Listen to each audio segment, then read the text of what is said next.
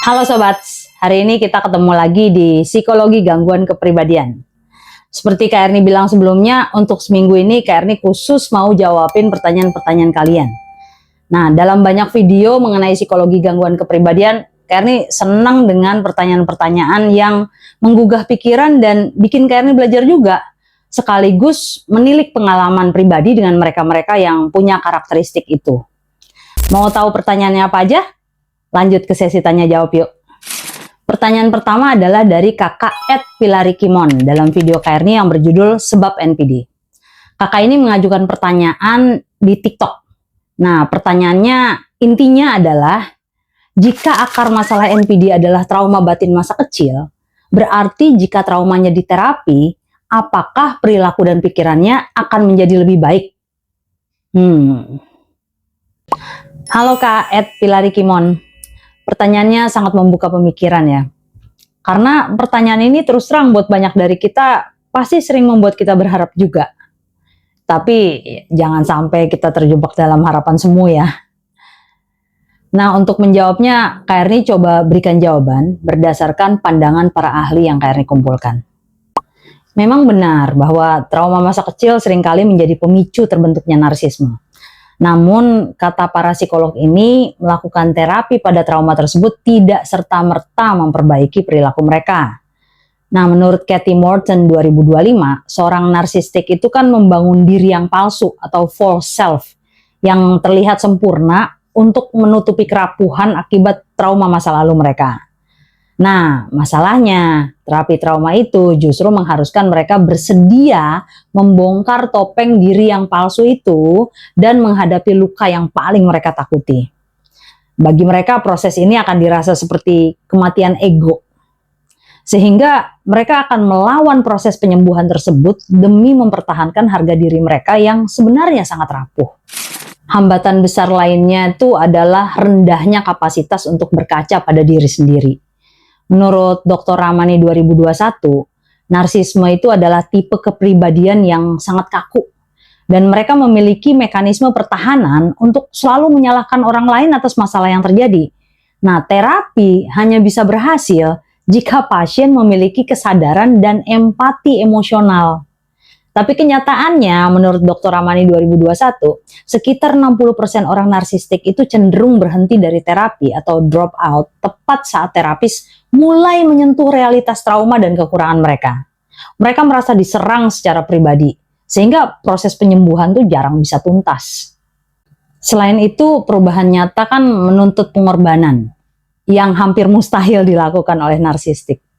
Jadi menurut Dr. Lee Carter 2019, agar perilaku mereka membaik, seorang narsistik itu harus mau melepaskan sikap sok tahu, mencari masukan secara jujur, dan mengakui kerusakan dalam diri mereka secara mendalam, tanpa adanya upaya pembelaan diri. Nah, dalam realitasnya, sangat sedikit tuh individu narsistik yang memiliki kerendahan hati untuk melakukan hal ini secara konsisten. Ya, mereka mungkin menunjukkan perubahan sesaat lah, sebagai strategi agar targetnya tidak pergi. Tapi akan balik ke pola manipulatif mereka saat mereka merasa tertekan atau terancam. Terkait dengan itu, dalam pengalaman Kak Erni, perasaan terancam para narsistik terhadap targetnya itu kan bisa muncul kapan aja ya. Saat si target terlihat lebih dari dia, saat si target sudah menemukan kekuatannya sendiri, atau saat si target sudah mulai mempertanyakan perilaku mereka yang manipulatif, macam-macam. Maka, terkait dengan perubahan yang sementara tadi itu, emang perubahan itu sifatnya hampir pasti, hampir selalu, sangat-sangat sementara. Cuman mikir, dia kuat nih, gue pelan-pelan dulu nih, gue minta maaf dulu nih, gue sayang-sayangin dulu nih. Nanti kalau dia udah jatuh lagi sama gue, baru gue tekan dan buang lagi. Selain itu, dalam pengalaman Kak Erni, dan menurut para ahli juga, pada dasarnya mereka nggak punya kapabilitas untuk merasa salah setelah menyakiti orang lain, dan malu akan kesalahannya menyakiti orang lain itu. Mereka juga ditandai dengan lack of empathy. Intinya nggak punya kapabilitas untuk memberi cinta yang tulus, bahkan kepada anak-anaknya sendiri. Karena bagi mereka, cinta itu sangat bersyarat, sangat conditional. Ya, anak-anaknya aja diadu domba untuk jadi suplai kepuasan diri mereka, gimana mungkin itu bisa disebut kasih sayang? Nah, dari dua kondisi itu kita bisa lihat bahwa hampir nggak mungkin seorang narsisis belajar menjadi manusia yang lebih baik dari hari ke harinya, kayak orang normal.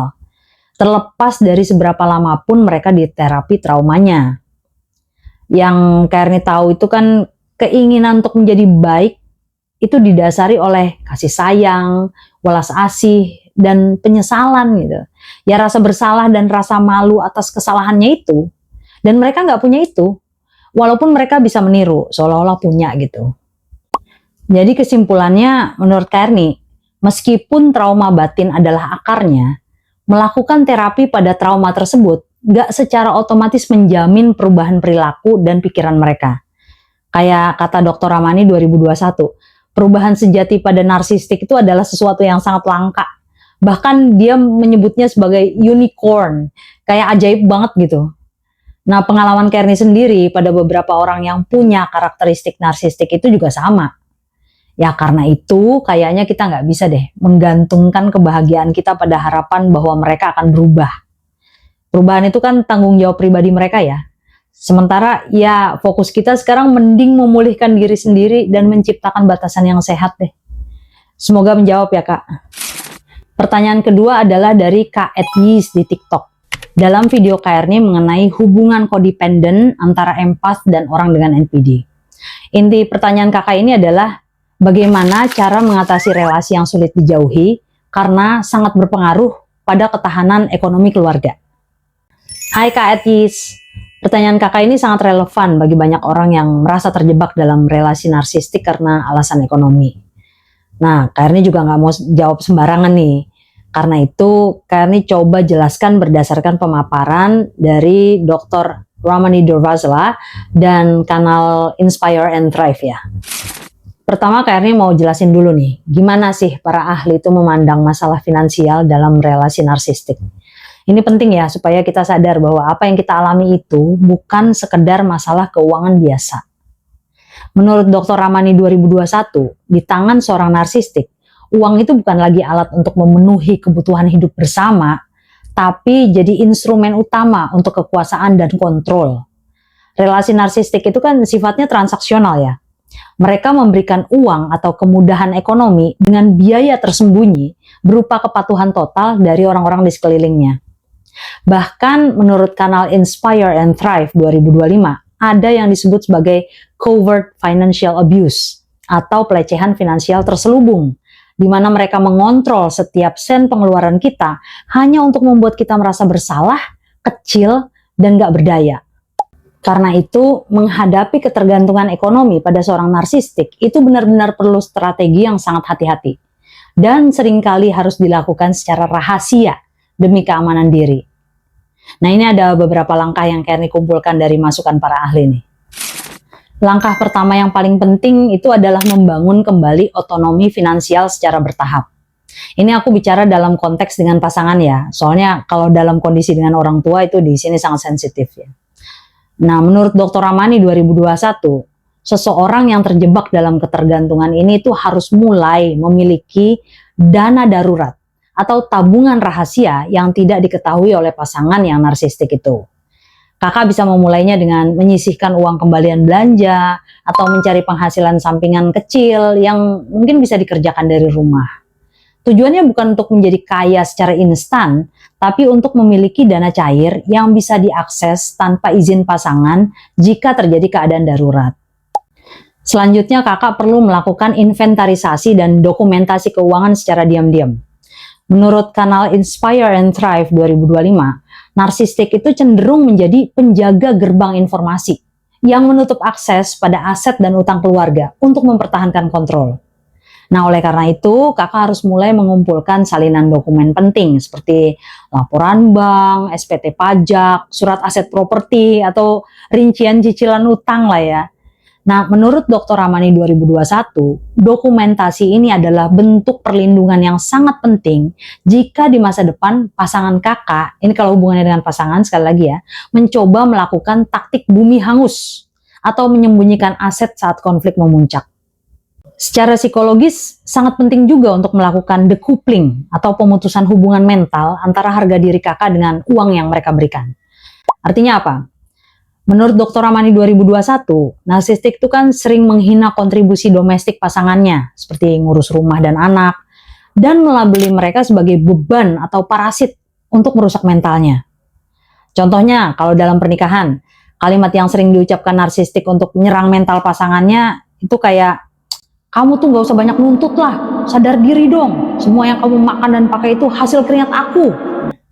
Kalimat ini jadi senjata klasik tuh, untuk membuat pasangan yang jadi targetnya itu merasa berutang budi dan kehilangan harga diri.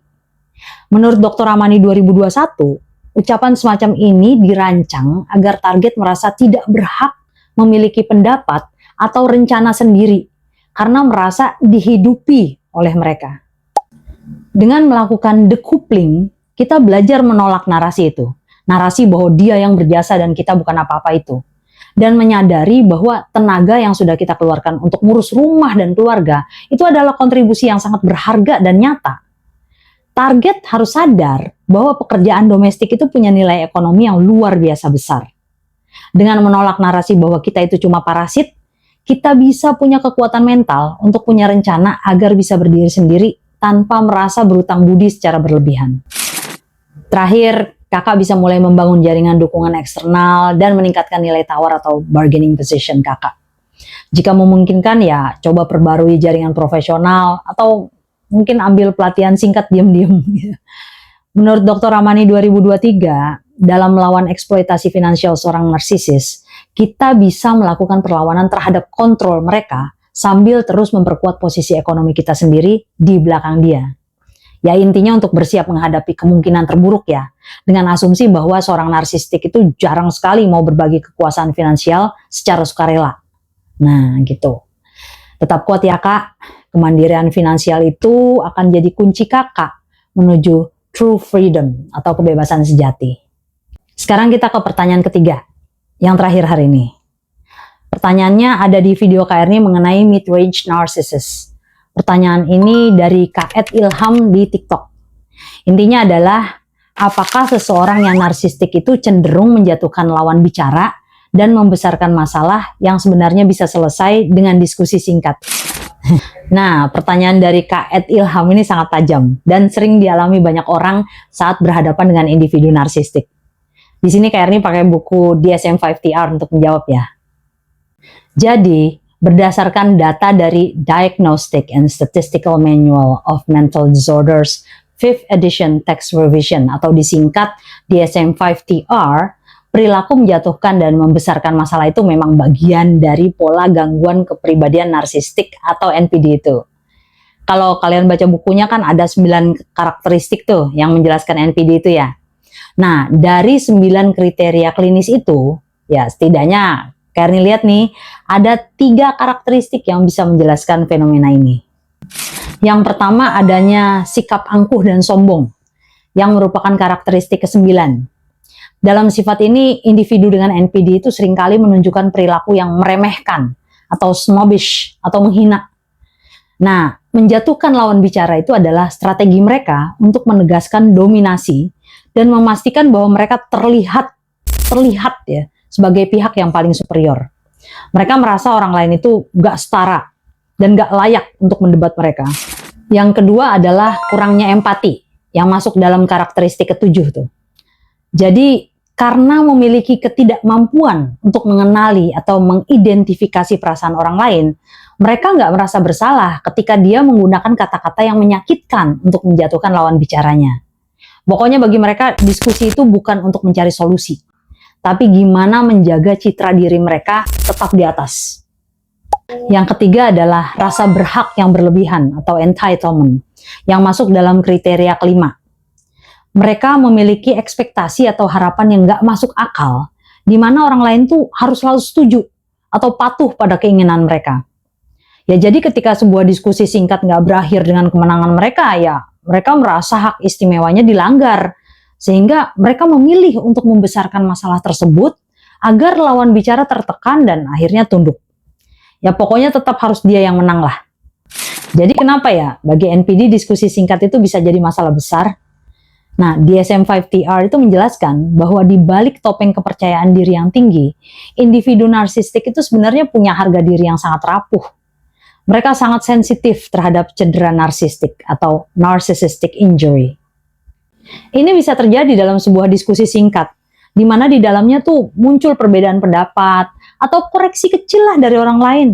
Nah, bagi narsistik, ini adalah kritik atau penghinaan pribadi. Karena nggak tahan dengan perasaan bahwa dia bisa saja salah loh, jadinya mereka malah bereaksi secara berlebihan dengan cara membesarkan masalah, seperti mengalihkan topik ke kesalahan masa lalu lawan bicaranya itu, atau dengan serangan balik atau counter attack pada lawannya, seperti meremehkan kecerdasan atau karakter lawan bicaranya, agar fokus masalah itu jadi berpindah dari kesalahan sang narsisis ke kekurangan orang lain atau lawan bicaranya tadi. Kesimpulannya, narsisis melakukan apapun untuk menjatuhkan lawan bicara dan membesarkan masalah sepele sebagai bentuk mekanisme pertahanan diri untuk melindungi ego mereka yang sebenarnya sudah sangat rapuh. Jadi bagi narsistik, lebih baik terjadi konflik besar daripada harus mengakui kesalahan atau kehilangan kendali dalam sebuah diskusi singkat. Gitu, Kak. Semoga penjelasan ini membantu Kakak dalam memahami dinamika perilaku NPD ya. Nah, gitu dulu deh jawaban Kak Erni buat kakak-kakak yang cerdas dan kritis ini. Semoga bisa membantu kalian semua dalam mengedukasi diri mengenai kondisi ini.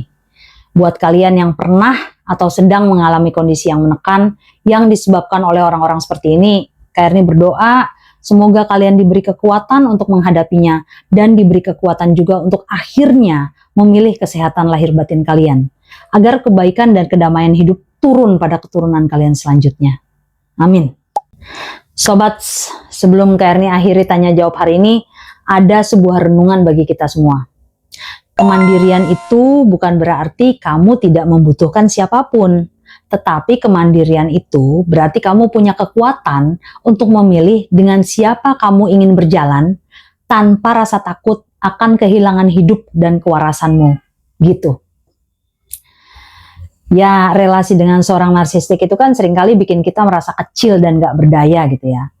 Seolah-olah hidup kita tuh bergantung sepenuhnya pada mereka, baik secara emosional maupun finansial. Tapi kita harus ingat bahwa harga diri kita itu gak pernah ditentukan oleh kekuatan saldo rekening orang lain atau kehebatan palsu yang coba mereka tunjukkan. Akhir kata, menyadari realitas bahwa mereka sulit berubah itu bukanlah tanda keputusasaan, tapi awal dari kebebasan. Ketika kalian mulai membangun batasan, mengamankan diri secara finansial, dan berhenti mencari validasi mereka, sebenarnya kalian itu sedang mengambil kembali hak kalian untuk bahagia. Kalian berharga, kalian kuat, dan kalian berhak atas kedamaian batin kalian. Semangat akademis. See you, love you all. Mwah.